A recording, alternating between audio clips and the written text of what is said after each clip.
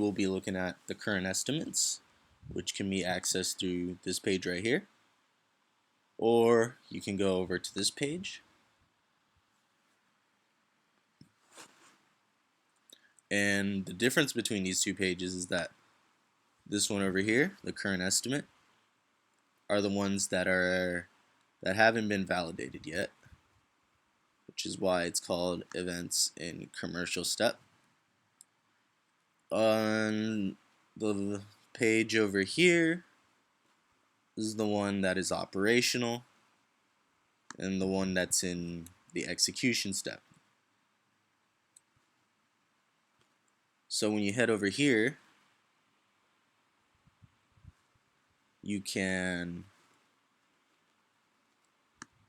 access the commercial step, and you can change things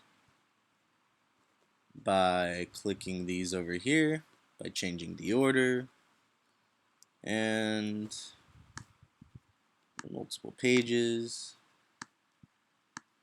Then go back over here,